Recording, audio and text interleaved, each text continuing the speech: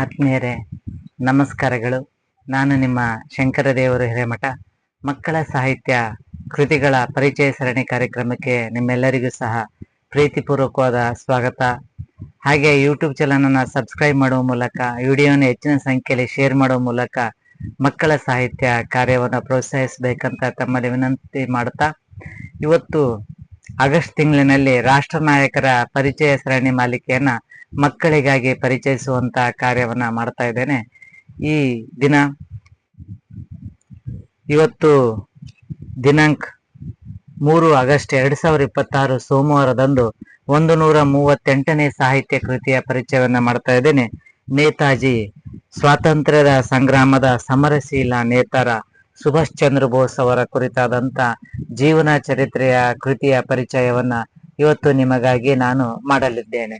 ಈ ಆಗಸ್ಟ್ ತಿಂಗಳಿನ ಪೂರ್ತಿ ತಿಂಗಳು ರಾಷ್ಟ್ರ ನಾಯಕರ ಪರಿಚಯವನ್ನ ಮಕ್ಕಳಿಗಾಗಿ ಮಾಡಬೇಕನ್ನುವಂತ ಉದ್ದೇಶದಿಂದ ಇವತ್ತು 138ನೇ ದಿನ 138ನೇ ಸಾಹಿತ್ಯ ಕೃತಿಯಾಗಿ ನೇತಾಜಿ ಸುಭಾಷ್ ಚಂದ್ರ ಬೋಸ್ ಅವರ ಕೃತಿಯ ಜೀವನ ಚರಿತ್ರೆಯನ್ನ ಸ್ವಾತಂತ್ರ್ಯದ ಚೈತನ್ಯಕ್ಕಾಗಿ ದುಡಿದು ಮಡಿದಂತಹ ವೀರ ಯೋಧ ರಾಮಾಂಜನ ಪಾಲ್ದಳೆ ಅವರು ಬರೆದಿರುವಂತಹ ಈ ಕೃತಿಯ ಪರಿಚಯವನ್ನ ಮಾಡ್ತಾ ಇದ್ದೇನೆ. AIDSO ಅವರು ಪ್ರಕಟಿಸಿರುವಂತಹ ಈ ಕೃತಿ 2011ರಲ್ಲಿ 4ನೇ ಮುದ್ರಣವನ್ನ ಕಂಡಿದೆ. 72 ಪುಟಗಳ ಈ ಕೃತಿ 20 ರೂಪಾಯಿ ಬೆಲೆಯನ್ನ ನಿಗದಿಪಡಿಸಲಾಗಿದ್ದು, ರಾಮಾಂಜನ ಪಾಲ್ದಳಿ ಅವರು ಪ್ರಕಾಶಕರಾಗಿ ಈ ಕೃತಿಯನ್ನ ಪ್ರಕಟಿಸಿದ್ದಾರೆ. ಭಾರತದ ಸ್ವಾತಂತ್ರ್ಯ ಹೋರಾಟದಲ್ಲಿ ನೇತಾಜಿ ಸುಭಾಷ್ ಚಂದ್ರ ಬೋಸ್ ಅವರ ಹೆಸರು ಅಜರಾಮರವಾಗಿ ಉಳಿದಿದೆ. ಕಾರಣ, ಸ್ವಾತಂತ್ರ್ಯ ಹೋರಾಟದಲ್ಲಿ ಅವರು ತೋರಿದಂತಹ ಧೈರ್ಯ ಹಾಗೂ ಸಂಘಟನೆ ತುಂಬಾ ಮಹತ್ವದಾಗಿದೆ. ನೇತಾಜಿ ಸುಭಾಷ್ ಚಂದ್ರ ಬೋಸ್ ಅವರು ಜನವರಿ 23, 1897ರಂದು ಕಟಕ್, ಬಂಗಾಳದ ಪ್ರೆಸಿಡೆನ್ಸಿಯಲ್ಲಿ ಜನಿಸಿದರು. ತಂದೆ ಜಾನಕನಾಥ್ ಬೋಸ್, ತಾಯಿ ಪ್ರಭಾವತಿ ದೇವಿ. ಇವರು ಪ್ರಾರಂಭದಿಂದಲೂ ಸಹ ಚುರುಕಾಗಿರುವಂತಹ ಹಾಗೂ ಧೈರ್ಯಶಾಲಿಯಾಗಿ ಇರುವಂತಹ ವ್ಯಕ್ತಿಯಾಗಿದ್ದರು.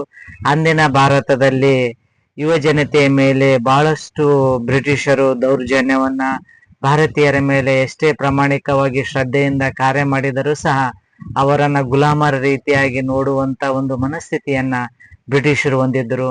ಆ ಕಾಲಘಟ್ಟದಲ್ಲಿ ಬ್ರಿಟಿಷರಿಂದ ಭಾರತವನ್ನ ಸಂಪೂರ್ಣವಾಗಿ ಸ್ವಾತಂತ್ರ್ಯವಾಗಿ ಮಾಡಬೇಕು, ಬ್ರಿಟಿಷರ ಕಪಿಮುಷ್ಟಿಯಿಂದ ಭಾರತವನ್ನ ಮುಕ್ತಿಗೊಳಿಸಬೇಕನ್ನುವಂತಹ ನಿಟ್ಟಿನಲ್ಲಿ ಸ್ವಾತಂತ್ರ್ಯ ಹೋರಾಟಕ್ಕಾಗಿ ಕಿಚ್ಚಿಗೆ ಪ್ರವೇಶಿಸಿದವರು ಸುಭಾಷ್ ಚಂದ್ರ ಬೋಸ್ರವರು.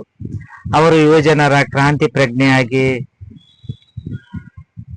ಒರಿಸ್ಸಾದ ರಾಜ್ಯದ ಕಟಕ್ ನಗರದ ಉಚ್ಚ ನ್ಯಾಯಾಲಯದಲ್ಲಿ ಪ್ರಖ್ಯಾತ ವಕೀಲರಾಗಿರುವಂತಹ ಜಾನಕಿನಾಥ್ ಅವರ ಮಗನಾಗಿ ಜನಿಸುವಂತಹ ಇವರು ಯುರೋಪಿಯನ್ ಶಾಲೆಯೊಂದರಲ್ಲಿ ಪ್ರಾಥಮಿಕ ಶಿಕ್ಷಣ ಪಡೆಯುವಾಗಲೇ ಯುರೋಪಿಯನ್ ವಿದ್ಯಾರ್ಥಿಗಳಿಗಿರುವ ವಿಶೇಷ ಸೌಲಭ್ಯಗಳು ನಮಗೇಕಿಲ್ಲ, ನಾವೇಕೆ ವಂಚಿತರಾಗಿದ್ದೇವೆ ಅನ್ನುವಂಥದ್ದು, ಪ್ರೌಢಶಾಲೆ ವಿದ್ಯಾಭ್ಯಾಸಕ್ಕಾಗಿ ಪ್ರಖ್ಯಾತ ರಾವೆನ್ ಸಹ ಕೊಲಿಯಂಟೆಸ್ ಶಾಲೆಗೆ ಸೇರಿದಾಗ ವೇಣು ಮಾಧವ್ ದಾಸರು ಅತ್ಯಂತ ಪ್ರಭಾವಶಾಲಿ ಆಗ್ತಾರೆ. ಹಾಗೂ ಅವರಲ್ಲಿ ಉತ್ತಮ ಪ್ರಜ್ಞೆ, ನೈತಿಕ ಪ್ರಜ್ಞೆ, ಧ್ಯೇಯಕ್ಕಾಗಿ ಶ್ರದ್ಧೆ, ದೇಶಕ್ಕಾಗಿ ಸಂಕಲ್ಪ, ಸತ್ಯಾನ್ವೇಷಣೆಯಲ್ಲಿ ಅವರು ಆಸಕ್ತಿಯನ್ನು ಹೊಂದ್ತಾರೆ. ರಾಮಕೃಷ್ಣ ಪರಮಹಂಸರ, ವಿವೇಕಾನಂದರ ಹುಡುಕಿದಂತೆ ಸಾಧು ಸಂತರಲ್ಲಿ ಅವರು ಆಸಕ್ತಿಯನ್ನು ಹೊಂದಿರ್ತಾರೆ. 1916ರಲ್ಲಿ ಸುಭಾಷ್ ಚಂದ್ರ ಬೋಸ್ ಅವರು 2ನೇ ವರ್ಷದ ಪದವಿಯಲ್ಲಿ ಇದ್ದಾಗ ಭಾರತೀಯರ ವಿದ್ಯಾರ್ಥಿಗಳ ಬಗ್ಗೆ ತೀವ್ರ ತಿರಸ್ಕಾರವನ್ನ ವರ್ತಿಸುತ್ತಿದ್ದಂತಹ EF ವೋಟೆನ್ ಅನ್ನುವಂತ ಓರ್ವ ಇಂಗ್ಲಿಷ್ ಪ್ರಾಧ್ಯಾಪಕನ ವಿರುದ್ಧ ಅವರು ತಿರುಗಿ ಬೀಳುತ್ತಾರೆ. ಹಾಗೆ ಈ ರೀತಿ ಬ್ರಿಟಿಷರು ಹಾಗೂ ಯುರೋಪಿಯನ್ ವ್ಯಕ್ತಿಗಳು ಹಾಗೂ ಭಾರತೀಯರ ನಡುವೆ ಬಹಳಷ್ಟು ವ್ಯತ್ಯಾಸ ಇರುವುದನ್ನ ಅವರು ಗಮನಿಸ್ತಾರೆ. ಇದಕ್ಕೆಲ್ಲ ಪರ್ಯಾಯವಾಗಿ ಭಾರತ ದೇಶ ಬ್ರಿಟಿಷರಿಂದ ಮುಕ್ತಿಯನ್ನು ಹೊಂದಬೇಕು, ಸ್ವಾತಂತ್ರ್ಯವನ್ನು ಹೊಂದಬೇಕು ಅನ್ನುವಂಥ ಉದ್ದೇಶದಿಂದ ಭಾರತದ ಸ್ವಾತಂತ್ರ್ಯಕ್ಕಾಗಿ ನೇತಾಜಿ ಸುಭಾಷ್ ಚಂದ್ರ ಬೋಸ್ರವರು ಹೋರಾಟವನ್ನ ಮಾಡ್ತಾರೆ. ಹಾಗೆ ನೇತಾಜಿ ಅವರು ಹೋದ ಕಡೆ ಎಲ್ಲ ಜನರು ಅವರನ್ನ ಹಿಂಬಾಲಿಸ್ತಿರುವಂತದ್ದು, ಜನಸ್ತೋಮ ಅವರ ಸುತ್ತ ನೆರೆದು ಅವರ ಒಂದು ಸಂಘಟನಾ ಕೌಶಲ್ಯ ಹಾಗೂ ಅವರ ಮಾತುಗಾರಿಕೆ ವಿಶೇಷವಾಗಿ ಚುಂಬಕ ಶಕ್ತಿ ತರ ಎಲ್ಲರನ್ನು ತನ್ನತ್ತ ಸೆಲ್ತಾ ಇತ್ತು. ಇಂಗ್ಲೆಂಡಿನ ICS ಪರೀಕ್ಷೆಯಲ್ಲಿ 8 ತಿಂಗಳು ಮಾತ್ರ ಉಳಿದಿರುತ್ತೆ. ಅಂತ ಪರೀಕ್ಷೆಯನ್ನು ಅಭ್ಯಾಸ ಮಾಡಿ 4ನೇ ರ್ಯಾಂಕ್ ಪಡೆದು ಉತ್ತೀರ್ಣರಾಗ್ತಾರೆ. ಆದರೆ ಬ್ರಿಟಿಷರ ಅಡಿಯಲ್ಲಿ ಅವರು ಕೆಲಸ ಮಾಡೋದಕ್ಕೆ ಅವರು ಒಪ್ಪೋದಿಲ್ಲ. ಹಾಗಾಗಿ ಅವರು ಕೆಲಸವನ್ನ ಮಾಡದೆ ಮನಸಾಕ್ಷಿಯ ವಿರುದ್ಧವಾಗಿ ಕೆಲಸ ಮಾಡದೆ ಅದರಿಂದ ಸಿಡಿದೆದ್ದು ಅಧಿಕಾರ, ಅಂತಸ್ತು, ಸುಖ ಭೋಗಗಳು ಅವರ ಕಾಲಡಿ ಕಸದಂತೆ ಅಂತ ಭಾವಿಸಿ ಭಾರತದ ಸ್ವಾತಂತ್ರ್ಯಕ್ಕಾಗಿ ಅವರು ಧುಮುಕ್ತಾರೆ. ಅವರು ಭಾಷಣ ಮಾಡ್ತಿರ್ಬೇಕಾದ್ರೆ ಮುಂಬೈನಲ್ಲಿ ಧಾರಾಕಾರವಾದ ಮಳೆ ಬರ್ತಾ ಇದ್ರು ಸಹ ಸಹಸ್ರಾರು ಜನ ಮಳೆಯಲ್ಲಿ ತೊಯ್ದು ನೇತಾಜಿಯವರ ಭಾಷಣವನ್ನ ಕೇಳ್ತಾರೆ. 1921ರಲ್ಲಿ ಭಾರತದ ಸ್ವಾತಂತ್ರ್ಯ ಸಂಗ್ರಾಮದಲ್ಲಿ ಐತಿಹಾಸಿಕ ವರ್ಷ ಆಗುತ್ತೆ. ಯಾಕಂದ್ರೆ ಕೇವಲ 1 ವರ್ಷದೊಳಗೆ ಸ್ವರಾಜ್ಯವನ್ನ ಕೊಡಿಸ್ತೇನೆ, ನೀವು ನನ್ನ ಜೊತೆಗೆ ಇರಿ ಅನ್ನುವಂತ ಉದ್ದೇಶದಿಂದ ಭಾರತಕ್ಕೆ INA ಒಂದು ಸೈನ್ಯವನ್ನ ಕಟ್ತಾರೆ. ಭಾರತಕ್ಕೆ ಒಂದು ಸುಸಜ್ಜಿತವಾದ ಸೈನ್ಯವನ್ನ ಕಟ್ಟಿ ಅದಕ್ಕೆ ಹೆಸರನ್ನಿಟ್ಟು ಝಾನ್ಸಿ ರಾಣಿ ರೆಜಿಮೆಂಟ್ ಅಂತೇಳಿ ಮಹಿಳೆಯರಿಗೂ ಸಹ ತರಬೇತಿಯನ್ನ ಕೊಡ್ತಾರೆ. ಹಾಗೆ 1927ರಲ್ಲಿ ಬಂಗಾಳ ಕಾಂಗ್ರೆಸ್ನ ಅಧ್ಯಕ್ಷರಾಗಿ 2 ಅವಧಿಗೆ ಅವರು ಅಧ್ಯಕ್ಷರಾಗ್ತಾರೆ. ಅಧ್ಯಕ್ಷರಾಗಿ ನಂತರ ಅವರು ಭಗತ್ ಸಿಂಗ್, ಸುಖದೇವ್, ರಾಜ್ಗುರು ಅವರಿಗೆ ಗಲ್ಲು ಶಿಕ್ಷೆ ಆಗಿರುವಂತ ಸಂದರ್ಭದಲ್ಲಿ ಕೆಲವೊಂದು ಸೈದ್ಧಾಂತಿಕ ಹಿನ್ನೆಲೆಯಿಂದ ಗಾಂಧೀಜಿ ಅವರಿಗೆ ಹಾಗೂ ಸುಭಾಷ್ ಅವರಿಗೆ ಮನಸ್ತಾಪ ಆದಾಗ ಅವರು ಸ್ವಾತಂತ್ರ್ಯದ ಮೂಲಕ, ಸತ್ಯಾಗ್ರಹದ ಮೂಲಕ ಹೋರಾಟ ಸಿಗೋದು ಕಷ್ಟ, ನಾವು ಸೈನ್ಯವನ್ನ ಕಟ್ಟಿ ಒಂದು ಸ್ವಾತಂತ್ರ್ಯ ಸೈನ್ಯದ ಮೂಲಕ ಬ್ರಿಟಿಷರನ್ನ ಎದುರಿಸ್ಬೇಕು ಅನ್ನುವಂತ ಉದ್ದೇಶದಿಂದ ಅವರು ಸ್ವಾತಂತ್ರ್ಯ ಸೈನ್ಯವನ್ನ ಕಟ್ತಾರೆ. ನೇತಾಜಿ ಅವರು, ನನಗೆ ನೀವು ರಕ್ತವನ್ನ ಕೊಟ್ರೆ ನಾನು ನಿಮಗೆ ಸ್ವಾತಂತ್ರ್ಯವನ್ನ ನೀಡ್ತೇನೆ ಅನ್ನುವಂತ ಘೋಷವಾಕ್ಯವನ್ನ ಮೊಳಗಿಸ್ತಾರೆ. ಸ್ವಾತಂತ್ರ್ಯ ಹೋರಾಟದಲ್ಲಿ ಯುವಕರು ಹೆಚ್ಚಿನ ಸಂಖ್ಯೆಯಲ್ಲಿ ಭಾಗವಹಿಸ್ತಾರೆ. ಹಾಗೆ 1900 ಹೋರಾಟದಲ್ಲಿ ಸ್ವಾತಂತ್ರ್ಯಕ್ಕಾಗಿ ಬೇಕಾದ ಒಂದು ಸ್ವಾತಂತ್ರ್ಯ ಸೈನ್ಯವನ್ನ ಕಟ್ಟಬೇಕನ್ನುವಂತ ಪರಿಕಲ್ಪನೆಯೊಂದಿಗೆ, ಆಸೆಯೊಂದಿಗೆ ಒಂದು ಭಾರತ ದೇಶದ ಒಂದು ಸ್ವಾತಂತ್ರ್ಯ ಸೈನ್ಯವನ್ನ ನೇತಾಜಿ ಸುಭಾಷ್ ಚಂದ್ರ ಬೋಸರು ಕಟ್ತಾರೆ. ಹಾಗೆ ಇಂಗ್ಲೆಂಡ್, ಜರ್ಮನಿ, ಆಸ್ಟ್ರೇಲಿಯಾ, ಜಪಾನ್ ದೇಶಗಳಿಗೆ ಸಂಚರಿಸಿ ಭಾರತದ ಸ್ವಾತಂತ್ರ್ಯ ಹೋರಾಟಕ್ಕೆ ನೀವೆಲ್ಲರೂ ನಮಗೆ ಸಹಾಯ ಮಾಡ್ರಿ ಅನ್ನುವಂತ ಉದ್ದೇಶದಿಂದ ಅವರೆಲ್ಲರ ಸಹಾಯವನ್ನ ಕೋರ್ತಾರೆ.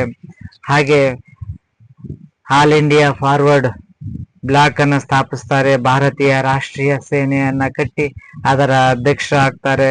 ಜನರಿಂದ ಪ್ರೀತಿಯಿಂದ ನೇತಾಜಿ ಅಂತ ಕರೆಸಿಕೊಳ್ಳುವಂತ ಸುಭಾಷ್ ಚಂದ್ರ ಬೋಸರು ಭಾರತಕ್ಕೆ ಸ್ವಾತಂತ್ರ್ಯವನ್ನ ಘೋಷಿಸುವಂತ ತಾತ್ಕಾಲಿಕ ಸರ್ಕಾರವನ್ನು ಸಹ ಸ್ಥಾಪಿಸ್ತಾರೆ.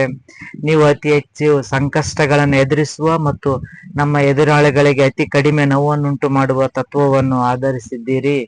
ಇಂಥ ರಾಜಕೀಯ ಸಮರವು ನಮ್ಮನ್ನು ಯಶಸ್ಸಿನತ್ತ ಕೊಂಡೊಯ್ಯಲಾರದು ಎಂಬುದನ್ನು ಕಳೆದ 13 ವರ್ಷಗಳ ಘಟನೆಗಳು ಸಾಬೀತುಪಡಿಸಿವೆ. ಆಳ್ವಿಕರನ್ನ ಪ್ರೀತಿಸುವ ಮತ್ತು ಯತ್ನಿಸುವುದಾಗಲಿ ಅಥವಾ ನಾವು ಸಂಕಷ್ಟಗಳನ್ನು ಅನುಭವಿಸುವುದರಿಂದಾಗಲಿ ಅವರ ಮನಸ್ಸಿನಲ್ಲಿ ಬದಲಾವಣೆ ತರಬಹುದೆಂದು ನಿರೀಕ್ಷಿಸುವುದು ವ್ಯರ್ಥ.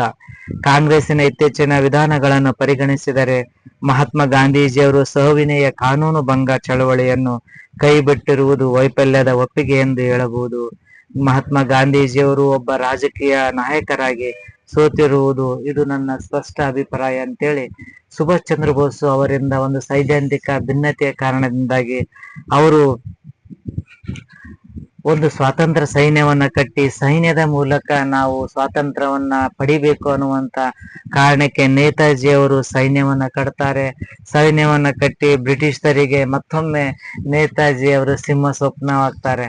ಏಕೆಂದ್ರೆ ಒಂದು ಸೈನ್ಯವನ್ನ ಕಟ್ಟಿದ್ರೆ ಬ್ರಿಟಿಷರು ಮೂಲತಃ ಭಾರತೀಯ ರಾಜರನ್ನ ಅಸಮರ್ಥರನ್ನಾಗಿ ಮತ್ತು ಅವರ ವಿರುದ್ಧ ಎಲ್ಲಿಯೂ ದಂಡೆತ್ತಬಾರದು, ದಂಗೆ ಆಗಬಾರದು ಅಂತೇಳಿ ಸಹಾಯಕ ಸೈನಿಕ ಪದ್ಧತಿಯನ್ನ ಜಾರಿಗೆ ತಂದು ಅದಕ್ಕೆ ಸಹಿ ಹಾಕಿಸುವ ಮೂಲಕ ಅವರನ್ನೆಲ್ಲರನ್ನು ಅಸಮರ್ಥರನ್ನಾಗಿ ಮಾಡಿರ್ತಾರೆ. ಅಂದ್ರೆ ಅವರು ಎಲ್ಲಿಯೂ ಶಸ್ತ್ರಾಸ್ತ್ರಗಳು ಇರಬಾರ್ದು, ಅಲಗಲಿ ಬೇಡರ ದಂಗೆಗೂ ಸಹ ಅದೇ ಕಾರಣ ಆಗುತ್ತೆ. ಏಕೆಂದ್ರೆ ಅವರಲ್ಲಿ ಭಾರತೀಯರಲ್ಲಿ ಶಸ್ತ್ರಾಸ್ತ್ರಗಳನ್ನ ಹೊಂದ್ರೆ ಮುಂದೊಂದಿನ ದಿನ ಅವರು ನಮಗೆ ತಿರುಗಿ ಬೀಳ್ಬಹುದು ಅನ್ನುವಂತ ಕಾರಣಕ್ಕೆ ಆ ರೀತಿ ಮಾಡಿರುವಂತಹ ಬ್ರಿಟಿಷರ ವಿರುದ್ಧ ಅವರ ವಿರುದ್ಧ ಹೋರಾಡಕ್ಕೆ ನಮ್ಮಲ್ಲಿನೂ ಶಸ್ತ್ರಾಸ್ತ್ರಗಳಿರ್ಬೇಕು, ಸೈನ್ಯ ಇರ್ಬೇಕು ಅನ್ನುವಂತ ಕಾರಣಕ್ಕೆ ನೇತಾಜಿ ಅವರು ಒಂದು ಸಮರ್ಥವಾದ ಸೈನ್ಯವನ್ನ ಕಟ್ಟಿ ಅವರನ್ನ ಸೋಲಿಸಬೇಕನ್ನುವಂತ ಉದ್ದೇಶದಿಂದ ಪಕ್ಕದ ದೇಶಗಳಲ್ಲಿ ಸಹ ಸಹಾಯವನ್ನ ಕೇಳಿಕೊಂಡು ಹೋಗಿ ಸಹಾಯಕ್ಕಾಗಿ ಕೇಳ್ತಾರೆ. ಸ್ನೇಹಿತರೆ, ನಾನು ನಿಮಗೆ ಪ್ರಮಾಣವನ್ನು ಮಾಡುತ್ತೇನೆ, ನೀವು ಸೋಲಿರಿ ಅಥವಾ ಗೆಲ್ಲಿರಿ, ದುಃಖದಲ್ಲಿರಿ ಅಥವಾ ಸಂತೋಷದಲ್ಲಿರಿ, ಯಾವಾಗಲೂ ನಾನು ನಿಮ್ಮ ಒಡನಾಡಿ ಆಗಿರುತ್ತೇನೆ. ಇಂದು ನಾನು ನಿಮಗೆ ಕೇವಲ ಹಸಿವು, ಬಾಯಾರಿಕೆ, ಸಂಕಷ್ಟ, ಯಾತನಾಮಯ ಯಾತ್ರೆ ಹಾಗೂ ಸಾವು ಈ ಆಶ್ವಾಸನೆಗಳನ್ನು ಮಾತ್ರ ಕೊಡಬಲ್ಲೆ. ಯಾರು ನಮ್ಮಲ್ಲಿ ಸ್ವಾತಂತ್ರ್ಯ ಭಾರತಾನವನ್ನು ನೋಡುತ್ತಾರೋ ಎಂಬುದು ಮುಖ್ಯವಲ್ಲ, ಆದರೆ ಭಾರತದ ಸ್ವಾತಂತ್ರ್ಯವಾಗುವುದು ಮುಖ್ಯ. ಅದಕ್ಕಾಗಿ ಅಂತಹ ತ್ಯಾಗಕ್ಕಾದರೂ ನಾವು ಸಿದ್ಧರಾಗಿರಬೇಕು.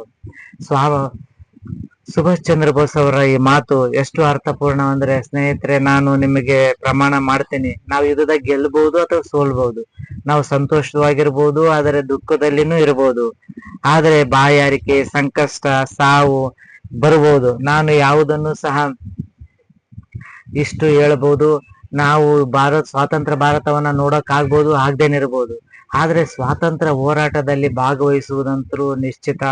ಭಾರತ ದೇಶಕ್ಕೆ ಸ್ವಾತಂತ್ರ್ಯ ಸಿಗುವುದು ಸಹ ನಿಶ್ಚಿತ. ಆ ಸ್ವಾತಂತ್ರ್ಯ ಹೋರಾಟಕ್ಕಾಗಿ ನಾವು ನಮ್ಮ ಪ್ರಾಣವನ್ನು ತ್ಯಾಗ ಮಾಡುವುದಕ್ಕಾಗಿ ಸಿದ್ಧರಾಗಿರ್ಬೇಕನ್ನುವಂತ ಮಾತನ್ನ ಸುಭಾಷ್ ಚಂದ್ರ ಬೋಸ್ರು ಹೇಳ್ತಾರೆ. ಹಾಗೆ ರಾಣಿ ಝಾನ್ಸಿ ರೆಜಿಮೆಂಟ್ ಅನ್ನ ಸ್ಥಾಪಿಸ್ತಾರೆ. 1943 ಆಗಸ್ಟ್ 20ರಂದು ಸುಭಾಷ್ ಆಜಾದ್ ಹಿಂದ್ ಸರ್ಕಾರವನ್ನ ಘೋಷಿಸಿ ಅಕ್ಟೋಬರ್ 22ರಂದು ಮಹಿಳಾ ಯೋಧರ ಪಡೆಯನ್ನ ನೇತಾಜಿ ಅವರು ಸ್ಥಾಪಿಸಿ ಅದಕ್ಕೆ ಸುಪ್ರಸಿದ್ಧ ರಾಣಿ ಝಾನ್ಸಿ ರೆಜಿಮೆಂಟ್ ಅಂತೇಳಿ ಅದಕ್ಕೆ ಹೆಸರಿಡುತ್ತಾರೆ. ಆ ಮೂಲಕ INA ಶ್ರೇಷ್ಠತೆಯನ್ನ ಮಹಿಳೆಯರು ಭಾಗವಹಿಸಿದ್ದು ತುಂಬಾ ಖುಷಿಯ ವಿಷಯ. ಹಾಗೆ ಅಕ್ಟೋಬರ್ 24 ಬೆಳಗಿನ ಜಾವ 12:15ಕ್ಕೆ ಆಜಾದ್ ಹಿಂದ್ ಸರ್ಕಾರವನ್ನ, ಮಂತ್ರಿ ಮಂಡಳವನ್ನ ಇಂಗ್ಲೆಂಡ್ ಅಮೆರಿಕದ ಮೇಲೆ ಯುದ್ಧ ಘೋಷಣೆ ಮಾಡುತ್ತೆ. ಸಮಾಜವಾದಿ ಸೋಯಿತು. ಒಕ್ಕೂಟ ಯುದ್ಧದಲ್ಲಿ ಜಪಾನ್ ಹಾಗೂ ಜರ್ಮನಿ ಶತ್ರುವಾಗಿದ್ರು INA ದೇಶದ ಮೇಲೆ ಯುದ್ಧ ಘೋಷಣೆ ಮಾಡದೇ ಇದ್ದದ್ದು ಗಮನಾರ್ಹವಾಗಿರುವಂತದ್ದು. ಹಾಗೆ ಯುದ್ಧ ಕಣಕ್ಕಿಳಿದಂತ INA ಅತ್ಯಂತ ಸಾಹಸದಿಂದ ಹೋರಾಡಿಸುತ್ತೆ. ಅಂಡಮಾನ್ ನಿಕೋಬಾರ್ ದ್ವೀಪಗಳನ್ನ ನೇತಾಜಿ ಅವರು ತಮ್ಮ ಅಧೀನಕ್ಕೆ ಪಡಿತಾರೆ. ಅಲ್ಲಿ ಭಾರತ ದೇಶದ ಸ್ವಾತಂತ್ರ್ಯದ ರಾಷ್ಟ್ರ ಧ್ವಜವನ್ನ ಹಾರಿಸ್ತಾರೆ. 1944 ಫೆಬ್ರವರಿ 4ರಂದು ಭಾರತದ ಇತಿಹಾಸದಲ್ಲಿ ಒಂದು ಸುವರ್ಣಾಕ್ಷರದಲ್ಲಿ ಬರೆಯಬೇಕಾದಂತ ದಿನ. ಅರೇಕಾನ್ ನಲ್ಲಿ ನಡೆದ ಯುದ್ಧದಲ್ಲಿ ನೇತಾಜಿ ನೇತೃತ್ವದ INA ಬ್ರಿಟಿಷ್ ಸೈನ್ಯವನ್ನ ಸೋಲಿಸುತ್ತೆ. ಮಾರ್ಚ್ 18, 1944ರಲ್ಲಿ INA ಭಾರತದ ಗಡಿಯನ್ನ ದಾಟಿ ವಿಶಾಲ ತಾಯ್ನಾಡಿನ ನೆಲವನ್ನ ಸೈನಿಕರು ಅಪ್ಪಿಕೊಳ್ಳುತ್ತಾರೆ. ಕೇವಲ 9 ತಿಂಗಳ ಅವಧಿಯಲ್ಲಿ ನೇತಾಜಿ ಅವರು ಅತಿ ಮಾನುಷವಾಗಿ ಸಾಧಿಸುತ್ತಾರೆ. INA ಅನ್ನ ಪುನರಚನೆ ಮಾಡಿ ಭಾರತ ನೆಲಕ್ಕೆ ಅದನ್ನ ಕೊಂಡೊಯ್ಯುತ್ತಾರೆ. ಇಂಫಾಲ್ ಮೈದಾನ, ಕೊಹಿಮಾ ಸುತ್ತಮುತ್ತ ಬ್ರಿಟಿಷ್ ಸೈನ್ಯದ ವಿರುದ್ಧ INA ಅಸಾಧಾರಣ ಯುದ್ಧದಲ್ಲಿ ಕೇವಲ 33 ಮೈಲುಗಳ ದೂರದಲ್ಲಿ INA ಧೀರೋದತ್ತ ಸಮರದಲ್ಲಿ ನಿರತವಾಗಿರುತ್ತೆ. ಬ್ರಿಟಿಷ್ ಸರ್ಕಾರ ಇಂಫಾಲ್ ಉಳಿವಿಗಾಗಿ ತನ್ನ ಪ್ರತಿಷ್ಠೆ ಪಣವಿಟ್ಟು ವೈಮಾನಿಕ ದಾಳಿಯನ್ನ ಪ್ರಾರಂಭ ಮಾಡುತ್ತೆ. ಆದ್ರೆ INA ಇನ್ನೂ ಅಷ್ಟು ವೈಮಾನಿಕ ದಾಳಿಯನ್ನ ಮಾಡುವಷ್ಟು ಅವಶ್ಯಕವಾದಂತ ಸಾಮಗ್ರಿಗಳು INAಯಲ್ಲಿ ಇರೋದಿಲ್ಲ. ಹಾಗೆ ಅದನ್ನರಿತ ಜಪಾನಿಯರು ಶಸ್ತ್ರಾಸ್ತ್ರ ಪೂರೈಕೆ ಮಾಡ್ತಾರೆ, ಆಹಾರ ಔಷಧಿಯನ್ನ ಪೂರೈಕೆ ಮಾಡ್ತಾರೆ. ಆದರೆ ಇದೆಲ್ಲ ಮಾಡಿದ್ರೆ ಜಡಿಮಲೆ ಏನಾಗ್ಬಿಡುತ್ತೆ, INA ಸೈನಿಕರ ಉತ್ಸಾಹಕ್ಕೆ ಒಂದು ನೈಸರ್ಗಿಕ ವಿಕೋಪ INA ಸೈನಿಕರಿಗೆ ಹಿಮ್ಮಡಿಯನ್ನ ಮಾಡಿಕೊಡುತ್ತೆ. ಆದ್ರೆ ಇಷ್ಟೆಲ್ಲ ಕಾಲ್ರಾ, ಮಲೇರಿಯಾ ಬಂದ್ರು ಸಹ ಸೈನಿಕರು ಧೈರ್ಯವಾಗಿ ಬ್ರಿಟಿಷ್ ಸೈನ್ಯವನ್ನ ಸೋಲಿಸ್ತಾ ಮುನ್ನಡೆಯುತ್ತಾರೆ. ಹಾಗೆ ದೇಶಭಕ್ತ ಆಗಿರುವಂತ ಇವರು ಬ್ಯಾಂಕಾಂಗ್ ಮೂಲಕ ಸೈಗಾನ್ಗೆ ಬಂದು ಫಾರ್ಮೋಸಾ ದ್ವೀಪದ ಟೈಪಾಕ್ಕೆ ಹೋಗಿ ತಮ್ಮ ಇನ್ನೂ ಹೆಚ್ಚಿನ ಯುದ್ಧಕ್ಕಾಗಿ ಸಹಾಯ ಮಾಡುವಂತ ಪಕ್ಕದ ದೇಶಗಳಿಗೆ ಸಹಾಯವನ್ನ ಕೋರಿ ಹೋಗ್ತಾರೆ. 1945 ಆಗಸ್ಟ್ 18ರಂದು ನೇತಾಜಿ ಅವರನ್ನೊಳಗೊಂಡಿರುವಂತಹ ವಿಮಾನ ರನ್ವೇಯಿಂದ ಮೇಲೆ ಕಾರಿದ ಕೆಲವೇ ನಿಮಿಷಗಳಲ್ಲಿ ಆಯತಪ್ಪಿ ಕೆಳಕ್ಕೆ ಬೀಳುತ್ತೆ. ನೇತಾಜಿ ಅವರು ಮರಣ ಹೊಂದಿದರು ಅಂತೇಳಿ ಅಲ್ಲಿ ಘೋಷಣೆ ಆಗುತ್ತೆ. ಖಂಡಿತವಾಗಿ ಕಣ್ಮರೆಯಾಗಿದ್ದು ಭಾರತೀಯ ಶತ್ರುಗಳಿಗೆ ನೆಮ್ಮದಿ ತರಬಹುದು, ಆದ್ರೆ ಬ್ರಿಟಿಷ್ ಸರ್ಕಾರಕ್ಕೂ ನೆಮ್ಮದಿ ತರಬಹುದು. ಆದ್ರೆ ಕೋಟ್ಯಾಂತರ ಭಾರತೀಯರ ಹೃದಯದಲ್ಲಿ ಅವತ್ತು ಕಣ್ಣೀರಿನಿಂದ ಕೈ ತೊಳಿತಾರೆ.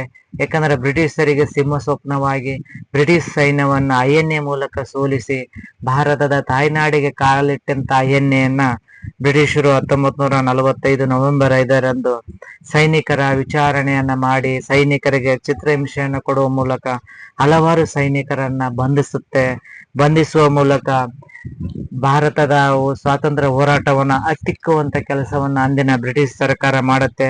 1945ರ ವಿಮಾನ ಅಪಘಾತದಲ್ಲಿ ಮರಣ ಹೊಂದಿರುವಂತ ಸುಭಾಷ್ ಚಂದ್ರ ಬೋಸರ ನಂತರ ಬ್ರಿಟಿಷರು ಮತ್ತೆ ಅವರು ತಮ್ಮ ಮೊದಲ ರೀತಿ ಭಾರತೀಯರ ಮೇಲೆ ದಬ್ಬಾಳಿಕೆಯನ್ನ ಮುಂದುವರಿಸ್ತಾರೆ.